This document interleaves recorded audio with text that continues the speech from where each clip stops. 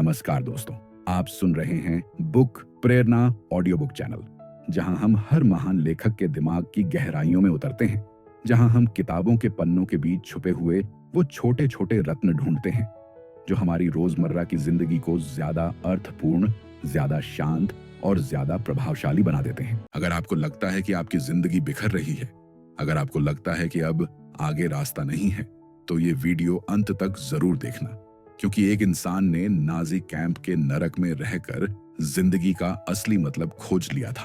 और आज मैं वही कहानी आपको सुनाने आया हूं। इंसान कब हारता है? जब दुनिया हराती है या जब वो खुद हार मान लेता है। कभी कभी जिंदगी आपको ऐसे मोड़ पर ले आती है जहां एक तरफ अंधकार होता है, दूसरी तरफ दर्द होता है और तीसरी तरफ कोई रास्ता ही नहीं होता। इंसान सोचता है, अब बस, अब मुझसे नहीं होगा, अब खत्म। लेकिन मैन सर्च फॉर मीनिंग हमें बताती है, हार कहीं बाहर नहीं, हार हमेशा अंदर से शुरू होती है। अगर अंदर उम्मीद बची है तो बाहर की कोई भी कठोर स्थिति आपको खत्म नहीं कर सकती, और अगर अंदर की उम्मीद मर जाए तो बाहर का स्वर्ग भी नरक लगने लगता है। यही संदेश इस किताब की धड़कन है। मीनिंग की तलाश ही इंसान की असली ताकत है। अब हम चलते हैं इस किताब के सबसे गहरे हिस्से में, जहां विक्टर फ्रैंकल हमें नाजी डेथ कैंप के उन दिनों में ले जाते हैं जहां इंसानियत को रौंदा गया, पर इंसानी आत्मा फिर भी हार नहीं मानी। चैप्टर 1, ट्रेन का सफर। जहां इंसान को पता भी नहीं कि वह मौत की ओर जा रहा है, विक्टर बताते हैं उन्हें और हजारों यहूदियों को एक भीड़ भरी मालगाड़ी में भरा गया। ट्रेन की खिड़कियां बंद थीं, हवा मुश्किल से मिलती थी, लोग एक दूसरे की सांसों पर जी रहे थे। हर इंसान बस यही सोच रहा था, हमें कहां ले जा रहे हैं? क्या हम बचेंगे? ट्रेन में किसी के पास खाना नहीं था, किसी के पास पानी नहीं था और किसी के पास उम्मीद नहीं थी। फ्रैंकल कहते हैं, अज्ञानता कभी कभी इंसान को जीने का साहस देती है, क्योंकि अगर सभी को पता होता कि ट्रेन ऑश्विट्ज जैसी मौत की फैक्ट्री में जा रही है, तो शायद किसी में हिम्मत बचती ही नहीं। चैप्टर 2, ऑश्विट्ज का पहला दृश्य, जहां उम्मीद का अंतिम सांस टूटती है। ट्रेन रुकी, लोग नीचे उतरे, चारों तरफ ऊंची कंटीली बाड़ें, बूथों में मशीन गन लिए सैनिक, हर तरफ चिल्लाहट, मारपीट, गालियां। फ्रैंकल लिखते हैं, जीवन मेरे भीतर से फिसल रहा था।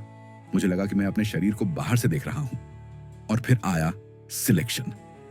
बाएं मौत, दाएं। कुछ दिनों की जिंदगी उन्हें दाईं तरफ भेजा गया, लेकिन वे अपनी मां, पत्नी और परिवार की अंतिम झलक वहीं देख पाए। यह जिंदगी का पहला आघात नहीं था, यह आशा के मरने का पहला दृश्य था। चैप्टर 3, कैदी नंबर। जब इंसान इंसान नहीं रहता, ऑश्विट्ज में प्रवेश करते ही पहला काम था आपकी पहचान मिटा देना। नाम चला गया, बाल कट गए, कपड़े छीन लिए गए, शरीर सुन्न हो चुका था, बांह पर एक नंबर टैटू कर दिया गया। अब आप इंसान नहीं, सिर्फ एक नंबर थे। फ्रैंकल लिखते हैं, जब नाम छिन जाता है तो इंसान को लगता है जैसे उसकी आत्मा भी छिन गई हो। चैप्टर 4, इंसान का सबसे बड़ा दुश्मन, भूख। कैंप में भोजन का नियम, सुबह पानी जैसा सूप, दोपहर पतला दलिया, रात छोटा ब्रेड का टुकड़ा। भूख इतनी भयानक थी कि लोग मरते हुए कैदियों के पास जाकर उनकी जेबें टटोलते थे। फ्रैंकल कहते हैं, भूखा मन सबसे क्रूर और सबसे ईमानदार होता है। भूख इंसान को दो हिस्सों में बांट देती है, कुछ अपनी इंसानियत बचाते हैं, कुछ सब खो देते हैं। चैप्टर 5, ठंड जो शरीर नहीं आत्मा तक काट जाती थी। 10 डिग्री सेल्सियस से 20 डिग्री सेल्सियस और कपड़े सिर्फ एक पतली यूनिफॉर्म। फ्रैंकल लिखते हैं, हमारी त्वचा जम जाती थी, शरीर का एहसास खत्म हो जाता था। यह ठंड सिर्फ शरीर नहीं, हर उम्मीद को काट रही थी। चैप्टर 6, स्टेज 1, शॉक कैंप में आने वाले हर कैदी के मन का पहला भाव था शॉक। ये मेरे साथ क्यों? क्या यह सपना है? मैं कैसे बचूंगा? पर कोई जवाब नहीं, सिर्फ कड़वी सच्चाई। चैप्टर 7, स्टेज 2, एपैथी, भावहीनता। कुछ दिनों बाद भावनाएं मर जाती हैं। इंसान रोता नहीं, गुस्सा नहीं करता, सिर्फ जीवित रहने की कोशिश करता है। फ्रैंकल कहते हैं, भावनाएं सुन्न हो गई थीं। यह दर्द से बचने का तरीका था। Chapter 8, selection days. मौत की पंक्ति हर कुछ दिनों में लाइन लगती। किसे जिंदा रहने का आदेश मिलेगा, किसे गैस चैम्बर भेजा जाएगा। कैंप की हवा उस दिन भारी हो जाती, लोग दहशत में कांपते, मौत की गंध तक महसूस होती थी। चैप्टर 9, मीनिंग खोजने वाले लोग बचते गए। फ्रैंकल ने एक रहस्य खोजा। जो लोग अंदर से टूट चुके थे वे जल्दी मर गए, और जो मीनिंगफुल वजह के लिए जी रहे थे वे सबसे कठिन दिनों में भी जीवित रहे। मीनिंग ही जीवन का ईंधन है। चैप्टर 10, फ्रैंकल की मीनिंग, मेरी पत्नी और मेरे मरीज। बर्फ में चलते हुए फ्रैंकल अपनी पत्नी की तस्वीर को मन में देखते। यह उन्हें ठंड से भी गर्मी देती थी। प्रेम इंसान की अंतिम ताकत है। उनके मरीज, उनका काम, सब उनकी मीनिंग बन गई। इसी ने उन्हें जिंदा रखा। चैप्टर 11, गैस चैम्बर, इंसानियत का सबसे अंधेरा कोना। श्नेल श्नेल की आवाजें, लोगों का रोना, और फिर चैम्बर बंद। 10 से 15 मिनट में सब खत्म। फ्रैंकल लिखते हैं, चिमनी से उठती राख, शायद वे लोग थे जिन्हें हमने कल तक देखा था। चैप्टर 12, रात की चीखें, आत्मा का दर्द। रातें इतनी दर्दनाक थीं कि नींद भी डर जाती थी। भूख की कराह, बुखार की चीखें, मौत की आहट। फ्रैंकल कहते हैं, रात वह समय था जब शरीर शांत पर आत्मा चीख रही होती थी। चैप्टर 13, बर्फ में घंटों खड़ा रहना, जीवित नरक। सुबह 4 बजे ठंड में लाइन गिनती, मारपीट, और फिर बिना रुके काम रुकना, मौत। चैप्टर 14, इनर फ्रीडम, जब मन टूटता नहीं, सब कुछ छीन लिया गया। आजादी, सम्मान, परिवार, स्वास्थ्य, नाम, लेकिन एक चीज नहीं छिनी, प्रतिक्रिया चुनने की क्षमता। यही इनर फ्रीडम इंसान की सबसे बड़ी ताकत है। चैप्टर 15, लोगोथेरेपी, दर्द को अर्थ देने की कला। दर्द भागने की चीज नहीं, दर्द को मीनिंग दो, दर्द ताकत बन जाएगा। यही फ्रैंकल का सिद्धांत है। चैप्टर 16, जीवन आपसे क्या चाहता है? ये मत पूछो मेरे साथ ही क्यों, पूछो जीवन इस कठिनाई से मुझे क्या सिखाना चाहता है। यही असली मीनिंग है। चैप्टर 17, पार्ट एक का सार।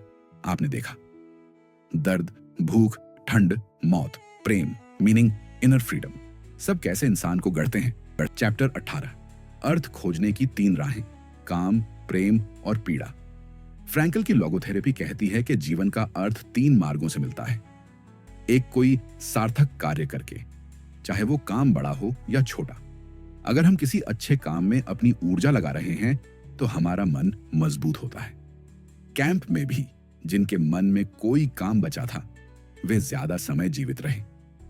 2, किसी को पूरी तरह प्रेम करके। प्रेम सिर्फ किसी के साथ होना नहीं, किसी के अस्तित्व को महसूस करना है। कैंप की बर्फीली रातों में फ्रैंकल के लिए उनकी पत्नी का प्रेम एक अदृश्य चादर की तरह था। जिस व्यक्ति से हम प्रेम करते हैं वह हमारे लिए दर्द में भी रोशनी बन जाता है। 3 कष्ट को एक उद्देश्य बनाकर दर्द को अगर कोई मिशन मिल जाए तो दर्द एक यातना नहीं बल्कि एक यात्रा बन जाता है। फ्रैंकल कहते हैं, दर्द को अर्थ मिल जाए तो दर्द असहनीय नहीं रहता। चैप्टर 19, क्यों पता हो तो कैसे, सहना आसान हो जाता है। यह किताब की सबसे प्रसिद्ध लाइन, जिसके पास जीने का क्यों है वह किसी भी कैसे को सह सकता है। कैंप का अनुभव इसे सच साबित करता है। पिता अपने बच्चों के लिए जीता था, एक मां अपनी बीमार बेटी के लिए, एक वैज्ञानिक अपनी अधूरी रिसर्च के लिए। क्यों ही जीवन का ईंधन है। चैप्टर 20, सबसे बड़ा सच, इंसान से सब कुछ छीना जा सकता है सिवाय उसकी आंतरिक आजादी के। दुनिया इंसान से भोजन, कपड़े, पहचान, परिवार, आजादी, सम्मान सब छीन सकती है, पर एक चीज कभी नहीं छीन सकती, सोचने का तरीका। यह आंतरिक आजादी ही फ्रैंकल को जीवित रखती है। चैप्टर 21, जीवन से उम्मीद मत करो, जीवन तुमसे कुछ उम्मीद कर रहा है। फ्रैंकल कहते हैं, ये मत पूछो कि जिंदगी तुम्हें क्या देगी, ये पूछो कि जिंदगी को तुमसे क्या चाहिए। ये सोच इंसान को पीड़ित से योद्धा बना देती है। चैप्टर 22, पीड़ा का भी एक अर्थ होता है, अगर हम उसे अर्थ देना चाहें। दर्द भागने की चीज नहीं, दर्द हमें नया रूप देता है।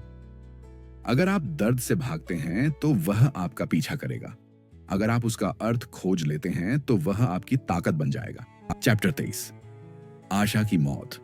असली मौत कैंप में सबसे खतरनाक चीज भूख नहीं, ठंड नहीं, मारपीट नहीं थी। सबसे खतरनाक चीज थी उम्मीद का मर जाना। डॉक्टरों ने देखा, जो व्यक्ति कहता अब मुझसे नहीं होगा, वह सच में 2-3 दिनों में मर जाता था। उम्मीद अशिष्ट जीवन, उम्मीद की मौत, शरीर की मौत। चैप्टर 24, कैंप की छोटी खुशियां, नरक में भी रोशनी। कठिन परिस्थितियों में छोटी सी खुशी भी जीवन की तरह लगती है। थोड़ा गाढ़ा सूप, थोड़ा बड़ा ब्रेड का टुकड़ा, थोड़ा हल्का काम, सूरज की एक किरण। फ्रैंकल कहते हैं, दर्द में छोटी खुशियां इंसान को जीने की ताकत देती हैं। चैप्टर 25, भविष्य की कल्पना। जीने की सबसे बड़ी तकनीक। कैंप में भविष्य की कल्पना इंसान का सबसे शक्तिशाली हथियार थी। फ्रैंकल हर रात अपने आप को देखते, पत्नी के साथ, अपने क्लिनिक में मरीजों की मदद करते हुए, अपनी किताब लिखते हुए यही कल्पना उन्हें जीवित रखती। चैप्टर 26, मानव आत्मा की महानता। बुराई के बीच भलाई। कैंप में अंधेरा था, लेकिन कुछ लोग उसके बीच भी अपनी इंसानियत बचाए हुए थे। किसी ने अपना ब्रेड का टुकड़ा दे दिया, किसी ने बीमार व्यक्ति की सेवा की, किसी ने एक फूल देखकर मुस्कुराया। बुराई कितनी भी बड़ी हो, अच्छाई की एक चिंगारी ही काफी है। चैप्टर 27, कैंप की अंतिम रात। डर और उम्मीद का संगम। अमेरिकी सेना करीब पहुंच रही थी। नाजियों ने कैदियों को मृत्यु मार्च पर भेजना तय किया, लेकिन किस्मत से फ्रैंकल उस दल में नहीं भेजे गए। अगले ही दिन अमेरिकी सेना ने कैंप को मुक्त कर दिया। उस दिन सूरज पहले कभी इतना सुंदर नहीं लगा।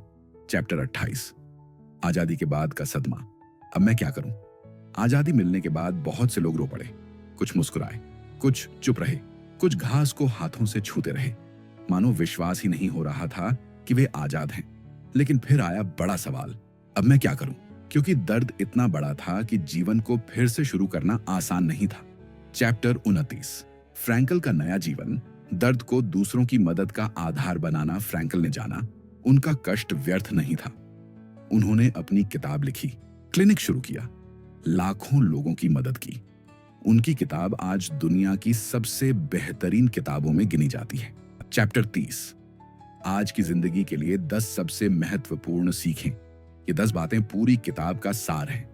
1, जीवन का अर्थ तुम्हें खुद बनाना है। 2, दर्द से भागो मत, दर्द को अर्थ दो। 3, परिस्थिति नहीं, प्रतिक्रिया मायने रखती है। 4, प्रेम इंसान की अंतिम ताकत है। 5, मेहनत मन को मजबूत करती है। 6, अर्थहीनता ही निराशा की जड़ है। 7, उम्मीद छोड़ना असली मृत्यु है। 8, खुशी तलाशने से नहीं मिलती, अर्थपूर्ण जीवन जीने से मिलती है। 9, टूटने के बाद खुद को जोड़ना, यही असली साहस है। 10, आप अपने दर्द की कहानी बदलकर अपनी जिंदगी बदल सकते हैं। जिंदगी आपसे कहती है, उठो, मैं अब भी खत्म नहीं हुई। कई बार जिंदगी हमें उन जगहों पर ले आती है जहां रोशनी दिखाई नहीं देती, जहां रास्ते टूट जाते हैं, जहां उम्मीद धुंधली पड़ जाती है। लेकिन इस पूरी कहानी ने हमें एक बात सिखाई है, इंसान परिस्थितियों से नहीं हारता। इंसान तब हारता है जब वह अपने भीतर का अर्थ खो देता है। विक्टर फ्रैंकल ने हमें दिखाया कि दर्द चाहे कितना भी गहरा हो, अंधेरा चाहे कितना भी घना हो, और जिंदगी चाहे कितनी ही निर्दयी क्यों न बन जाए, अगर आपके पास जीने की एक वजह है, एक मीनिंग है, एक क्यों है, तो आप किसी भी कैसे को पार कर सकते हैं। उन्होंने बताया कि दुनिया हमसे क्या ले सकती है, हमारे कपड़े, हमारी पहचान, हमारा परिवार, हमारी आजादी, हमारे सपने, पर एक चीज कभी नहीं ले सकती, हम किस हाल में कैसे सोचना चुनते हैं, हम दर्द को कैसे अर्थ देते हैं, हम गिरकर कैसे उठते हैं। असली ताकत यही है, असली जीत यही है, असली जीवन यही है। और अंत में यह किताब एक संदेश देकर जाती है जो शायद हर इंसान की रूह को छू ले। उम्मीद कोई ऐसी चीज नहीं जो बाहर से मिलती है, उम्मीद वह है जो हम अपने भीतर जलाते हैं। तो चाहे जिंदगी कहीं भी ले जाए, कितना भी तोड़ दे, याद रखना तुम्हारे अंदर वो चिंगारी है जो किसी भी अंधेरे को रोशनी में बदल सकती है। कभी मत भूलना, जिंदगी तुमसे हार नहीं देखना चाहती। जिंदगी बस इतना चाहती है कि तुम अपना क्यों मत खोना। और जब तक तुम्हारे पास एक भी वजह है जीने की, तुम अजय हो, अडिग हो, अमर हो। यह है मैन्स सर्च फॉर मीनिंग, और यही है मनुष्य की अंतिम अटूट अजेय शक्ति।